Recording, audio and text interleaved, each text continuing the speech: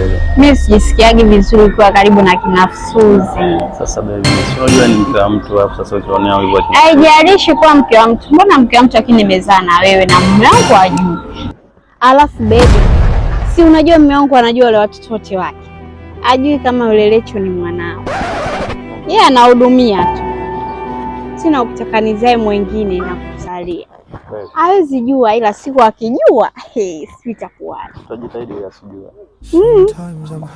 Kama utahitaji nikuzalie mwingine. Sawa. Tena sasa natamani yule Lecho aje mwingine. Nimeona pale kweli. Kwani mume wako alikwambia narudi tena? Si unajua madereva wa malori wanaenda masafa marefu kwa Kongo, si wapi huko. Yaani hata usiwe na pressure. Lenyewe lilisema si kesho kutwa. Lakini usiwe na wasiwasi sana. Una uhakika na hilo kile kabla dakika? Atina mimi sipendi uwe unamtaja tuko wote, sawa? Sipendi.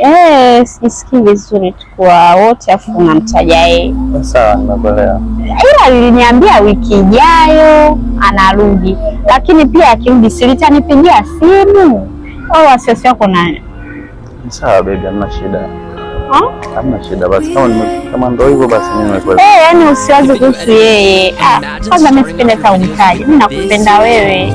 Mimi nakupenda pia. Kweli. I love you. Basi hata mimi pia nakupenda jamani. Napenda. Yaani nikiwa na ndo nakuwa na amani. Yaani nikiwa na lile ndio hivyo tu nimeolewa. Usije ukaniponza sasa mwisho wa siku. Tena hapa naona hapajakaa vizuri. Nichoresho, tuondoke. Maana anaanza kupita hapa mtu ananifahamu, anafahamu mume wangu kama. Kwa twende wapi sasa? Ya jana ile sitaki na kumbuka.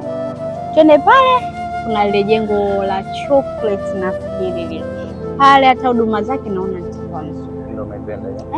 Ndio nimeipenda. Guest nzuri ile. Sawa, twende, hamna shida. Okay. Ile guest ni nzuri. Vipi tena? Huo ndo mume wako mwenyewe?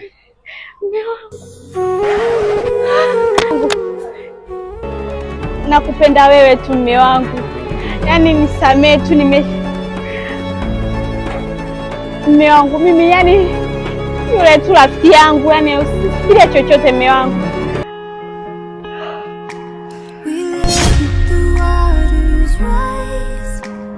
Nakupenda wewe tu mume wangu. Ni yule mimi. Yule rafiki yangu. Yaani usifikirie chochote.